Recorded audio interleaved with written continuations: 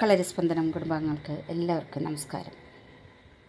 ഇന്ന് നീതിസാരത്തിലെ 4-ാമത്തെ ശ്ലോകത്തിലേക്ക് കിടക്കുകയാണ്. ചില വ്യക്തിപരമായ കാരണങ്ങളാൽ തുടർന്ന് നീതിസാര സുഹൃതം കഴിയാത്തതിൽ എല്ലാവരോടും ക്ഷമ ചോദിക്കുന്നു. ശ്ലോകത്തിലേക്ക് കിടക്കാം. അവശ്യമനുഭോക്തവ്യം കൃതം കർമ്മ ശുഭാശുഭം ന ഭുക്തം ക്ഷീയതേ കർമ്മ കൽപ്പകോടിശതൈരപി. ഈ വരികളിൽ പറയുന്നു, നല്ലതായാലും കെട്ടതായാലും താൻ ചെയ്യപ്പെട്ട പുണ്യപാപങ്ങൾ താൻ തന്നെ അനുഭവിക്കുമെന്നും അവ 100 കോടി കൽപ്പകാലം കഴിഞ്ഞാലും അനുഭവിക്കാതിരിക്കില്ല എന്നതുമാണ് ഈ വരിയുടെ സാരം. പുണ്യപാപങ്ങൾ എന്ന് പറയുമ്പോൾ നമുക്ക് ആദ്യം പുണ്യത്തിനെ കുറിച്ച് പറയാം. നമ്മുടെ നല്ല പ്രവൃത്തികളിൽ കൂടിയും സദ്ഗുണങ്ങൾ കൂടിയും നേടിയെടുക്കുന്നതാണല്ലോ പുണ്യമെന്ന് പറയുന്നത്. ഒരു നാണയത്തിൻ്റെ ഇരുവശങ്ങൾ പോലെ പുണ്യവും പാപവും കിടക്കുന്നു. പുണ്യത്തിൻ്റെ എതിർവശമാണ് പാപം. ഇവിടെ മറ്റുള്ളവരോട് കാരുണ്യം, മറ്റൊരാൾക്ക് വിഷമം വരുമ്പോൾ അതിൽ പങ്കുചേർന്ന് അവരെ സാന്ത്വനിപ്പിക്കുക, പറ്റുന്ന രീതിയിൽ അവരോട് സഹാനുഭൂതി, സഹായം എന്നിവ ചെയ്യുക, അതൊരു പുണ്യപ്രവൃത്തി. മറ്റൊന്ന് സത്യം പറയുക, അതായത് നുണ പറഞ്ഞ് മറ്റുള്ളവരെ ചതിക്കാതിരിക്കുക. ആ നുണ പറയുമ്പോൾ ആ ഒരു വിഷയത്തിന് ഈ കേൾക്കുന്ന ആൾ ദൃക്സാക്ഷിയല്ല, അല്ലേ? നമ്മൾ പറയുന്നത് അയാൾ അപ്പാടെ വിശ്വസിക്കുകയാണ്.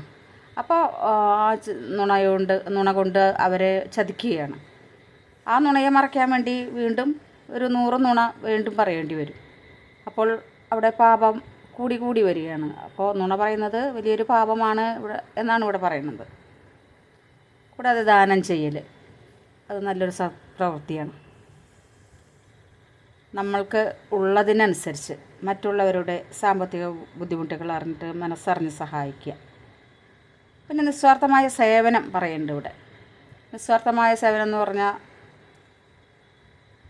മുകളിൽ ഇപ്പോൾ പറഞ്ഞത് ആ സഹായങ്ങൾ, അത് തിരിച്ചൊന്നും പ്രതീക്ഷിക്കാതെ, അതായത് ഞാൻ ഇപ്പോൾ എന്തെങ്കിലും കാര്യങ്ങൾ ചെയ്തു, അത് വിളിച്ച് പറയാം 4 ആളുകൾക്ക്, ഞാനിങ്ങനെ ചെയ്തു, ഞാൻ അങ്ങനെ ചെയ്തു, അതല്ലാതെ നിസ്വാർത്ഥമായിട്ട് തിരിച്ചൊന്നും പ്രതീക്ഷിക്കാതെ ചെയ്യുന്നത്. പിന്നെ മറ്റ് ജീവജാലങ്ങളോട് ചെയ്യുന്ന ദയ, സ്നേഹം, അതിനൊക്കെ തിരിച്ചൊന്നും പ്രതീക്ഷിക്കാതെ തന്നെ ചെയ്യണമെന്നാണ് പറയുന്നത്. അതാണ് പുണ്യങ്ങളിൽ പെടുന്നത്. ഇനി പാപം എന്ന് പറയുമ്പോഴോ ഈ പറഞ്ഞ പുണ്യങ്ങളുടെ എതിർ സ്വഭാവങ്ങളാണല്ലോ. അതായത് സത്യമില്ലായ്മ, ദാനം ചെയ്യാതിരിക്കുക, കാമക്രോധ ലോഭമത മാത്സര്യങ്ങളാൽ മനസ്സിൽ സ്വാർത്ഥത ഉണ്ടാവുക, അത്യാഗ്രഹം ഉണ്ടാവുക. നമ്മൾ ജനിച്ച മുതൽ മരണം വരെ ഓരോ കർമ്മങ്ങളിൽ വ്യാപ്തതയാണ്. പ്രത്യേകിച്ച് ഗൃഹസ്ഥാശ്രമികൾ അനവധി കർമ്മമേഖല, അതായത് സാമ്പത്തിക, സാമൂഹിക, സാംസ്കാരിക രംഗങ്ങളിൽ നമ്മൾ ബന്ധപ്പെട്ട് കിടക്കുന്നതാണ്. അപ്പോൾ നമ്മൾക്ക് ആ രംഗങ്ങളിലൊക്കെ, ആ കർമ്മരംഗങ്ങളിലൊക്കെ നമുക്ക് 100% തികഞ്ഞ പ്രവർത്തനമൊന്നും കാഴ്ചവെക്കാൻ പറ്റിയെന്ന് വരില്ല, അല്ലേ? എന്തെങ്കിലും അറിയാതെയോ അറിഞ്ഞോ മറ്റുള്ളവരെ വേദനിപ്പിക്കുന്ന രീതിയിൽ സംസാരമോ, അതൊക്കെ ഈശ്വരൻ ക്ഷമ അവിടെ അർഹിക്കുന്നത് തന്നെയാണ്. അങ്ങനെ ആ ഒരു തെറ്റ് ചെയ്യുന്ന ഒരു വ്യക്തി മനഃപൂർവ്വം, അങ്ങനെ ചെയ്യുന്നവർ ധാരാളമുണ്ട് ഇന്നത്തെ കാലത്ത്, അല്ലേ? കള്ളന്മാർ, കൊലയാളികൾ, അങ്ങനെ പലരും. അതിലൊരാളെ നമുക്ക് പരിചയപ്പെടാം. രാമായണത്തിലെ രത്നാകരൻ എന്ന ഒരു കഥാപാത്രം. അദ്ദേഹം ഒരു കള്ളനായിരുന്നു, പിടിച്ചുപറിക്കാരൻ. വഴിയിൽ പോകുന്നവരെ തടഞ്ഞു നിർത്തി അവരുടെ പണവും മറ്റു വസ്തുക്കളൊക്കെ മോഷ്ടിക്കുക. അതെന്തിനു വേണ്ടി? അദ്ദേഹത്തിൻ്റെ പത്നിയെയും മക്കളെയൊക്കെ നോക്കാൻ വേണ്ടിയിട്ട്. അപ്പോൾ എന്തുകൊണ്ട് അയാൾ അധ്വാനിച്ച് കുടുംബം പുലർത്തുന്നില്ല എന്നുള്ളൊരു ചോദ്യം വരാം. മടിയനാണ് അദ്ദേഹം. കാരണം മറ്റുള്ളവർ സമ്പാദിച്ചു വെച്ചുള്ള ധനവും മറ്റു വസ്തുക്കളും മോഷ്ടിക്കണമെങ്കിൽ അത് മടിയന്മാർ തന്നെ ആയിരിക്കും, അല്ലേ? കള്ളന്മാർ. അവർക്ക് മറ്റുള്ള ജോലികളൊന്നും ചെയ്യാൻ അവർക്ക് താല്പര്യം. അങ്ങനെയുള്ള ഒരാളായിരുന്നു ഈ രത്നാകരൻ. ഒരിക്കലും അയാൾ കാട്ടിലൂടെ കാട്ടിൽ ഒളിച്ച് നിൽക്കുകയാണ്. കാട്ടിലൂടെ സഞ്ചരിക്കുന്ന ആൾക്കാരുടെ ധനം മറ്റും അപഹരിക്കാനായിട്ട്. കാട്ടിലങ്ങനെ ഒളിച്ച് നിൽക്കുമ്പോൾ സനകാദികൾ മുനിമാരാണ് 4 മുനികൾ. സനകാദികൾ എന്ന് പറയുമ്പോൾ 4 മുനികൾ. അവർ സത്പ്രവർത്തികൾക്കായിട്ട് ഇങ്ങനെ ലോകം സഞ്ചരിക്കുന്ന മുനികളാണ്. അവരങ്ങനെ പോകുമ്പോൾ അവരെ തടഞ്ഞു നിർത്തും രത്നാകരൻ. പറയും ധനം പണം ഒക്കെ വേണം എന്ന് പറയണം. അവരാണെങ്കിലോ മുനിമാരാണ്. അവരുടെ അടുത്ത് മറ്റുള്ള സാധനങ്ങളൊന്നും ഉണ്ടാവില്ല. വളരെ ലളിതമായ ജീവിതം നയിച്ച് പോരുന്നവരാണല്ലോ മുനിമാർ. ആവശ്യത്തിന് വസ്ത്രങ്ങൾ മാത്രം ഉണ്ടാവും അവരുടെ അടുത്ത്, അല്ലേ? അങ്ങനെയുള്ള മുനിമാർ എങ്ങനെയാണ് കൊടുക്കുക ധനം മറ്റു വസ്തുക്കളും? അപ്പോൾ അവർക്ക് കഷ്ടം തോന്നും. നല്ലൊരു ആരോഗ്യമുള്ള വ്യക്തിയാണ് രത്നാകരൻ. ഇങ്ങനെ കള്ളനും ഇങ്ങനെ പിടിച്ചു പറിക്കുകയും ഇതൊക്കെ എന്തുകൊണ്ടാണെന്ന് ചോദിക്കുകയാണ് രത്നാകരൻ്റെ അടുത്ത്. രത്നാകരൻ പറയുകയാണ്, എനിക്ക് എൻ്റെ കുടുംബം പോറ്റണം. അതായത് പത്നി ഉണ്ട്, കുട്ടികളുണ്ട്. അപ്പോൾ അവർ ചോദിക്കും, ഇതൊക്കെ ചെയ്യുമ്പോൾ ഒരു കുറ്റബോധം തോന്നുന്നില്ലേ മറ്റുള്ളവരെ പണം ധനമൊക്കെ അപഹരിക്കുമ്പോൾ? നിങ്ങൾ ഈ കുടുംബത്തിന് വേണ്ടിയിട്ടാണല്ലോ ഇതൊക്കെ ചെയ്യണത്. നിങ്ങൾ വീട്ടിൽ പോയിട്ട് ചോദിക്കൂ ഭാര്യയോടും കുട്ടികളോടും, ഞാൻ ചെയ്യുന്നത് അദ്ദേഹം ചെയ്യുന്നത് പാപമാണ് എന്നുള്ളത് രത്നാകരനോട് പറയുന്നുണ്ട് സനകാദികൾ. ഈ ചെയ്യുന്നതിൻ്റെ ഈ പാപങ്ങളുടെ പകുതി ഭാഗം അല്ലെങ്കിൽ കുറച്ച് അംശം നിങ്ങൾ കൂടി പകുത്തെടുക്കുമോ എന്ന് ചോദിക്കുന്നുണ്ട്. അങ്ങനെ ചോദിക്കാൻ പറയണ ഭാര്യയോടും മക്കളോടും. എന്നിട്ട് ഞങ്ങൾ തിരിച്ചു വരും, ഈ വഴി തന്നെ ഞങ്ങൾ തിരിച്ച് സത്പ്രവർത്തികളൊക്കെ കണ്ട് തിരിച്ചു വരിക. ആ സമയത്ത് അതിനുള്ള മറുപടി ഞങ്ങൾക്ക് തരൂ എന്ന് പറയുകയാണ് രത്നാകരനോട് ഈ മുനികൾ. അപ്പോൾ അത് നല്ലൊരു കാര്യമാണ് രത്നാകരനും തോന്നി. രത്നാകരൻ വിചാരിക്കും ശരി ഒന്ന് ചോദിച്ചു കളയാം എന്ന് പറഞ്ഞിട്ട് അവർ അങ്ങനെ പോവും. മുനി വീട്ടിലേക്ക് ചെന്നിട്ട് ചോദിക്കും.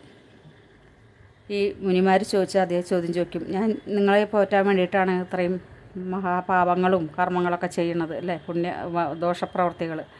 ഇതിൻ്റെ ദോഷം നിങ്ങൾ കൂടി ഒരു അവസാനം ഇതിനൊരു തിരിച്ചടി ഉണ്ടാവുമല്ലോ. അപ്പോൾ നിങ്ങൾ കൂടി അത് പകുത്തെടുക്കുമോ എന്ന് ചോദിക്കുകയാണ്. അപ്പോൾ പറയാണ് ഭാര്യ, താൻ നിരന്തരം ചെയ്യുന്ന കർമ്മങ്ങൾ താൻ അനുഭവിച്ചിടുകന്നേ വരൂ. അതായത് നിങ്ങൾ ചെയ്യണ പാപങ്ങൾ നിങ്ങൾ അതിൻ്റെ കർമ്മഫലം അനുഭവിക്കും. ഞങ്ങളെങ്ങനെ അനുഭവിക്കുക എന്നുള്ളൊരു ചോദ്യം ഭാര്യ തിരിച്ചു ചോദിക്കും. ആ ചോദ്യം കേട്ടതും രത്നാകരൻ ആകെ മാറിപ്പോവും. ഇത്രയൊന്നും വിചാരിച്ചിട്ടില്ല. ഇതൊക്കെ ചെയ്യുമ്പോഴും കുടുംബം പോറ്റണമെന്നുള്ള സംതൃപ്തിയും കുട്ടികൾക്ക് വേണ്ട ഭക്ഷണം കാര്യങ്ങളൊക്കെ സുഭിക്ഷമായിട്ട് കൊടുക്കണു. അപ്പോൾ നല്ലൊരു അച്ഛനാണ് എന്നുള്ള ഒരു വിചാരം രത്നാകരനുണ്ടായിരുന്നു. പക്ഷെ ഭാര്യയുടെ ഈ വർത്തമാനം കേട്ടപ്പോൾ ഉണ്ടല്ലോ രത്നാകരൻ ആകെ തളർന്നു പോവുകയാണ് വീണ്ടും കാട്ടിലേക്ക് ഈ മുനിമാരെ കാത്തിട്ട്. അവർ തിരിച്ചു വരുന്ന സമയമാവും.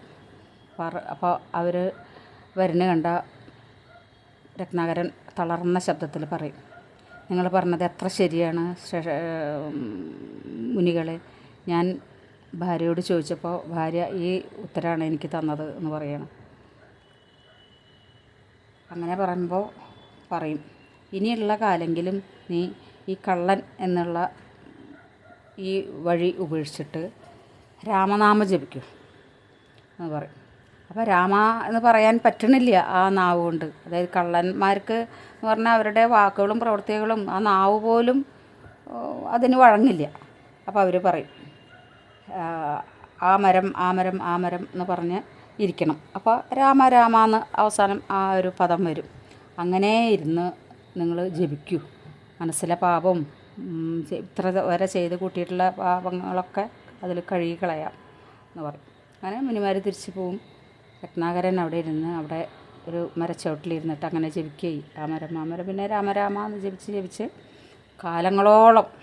കാലങ്ങളോളം മരച്ചുവട്ടിലിരുന്നിട്ട് ജപിച്ചു.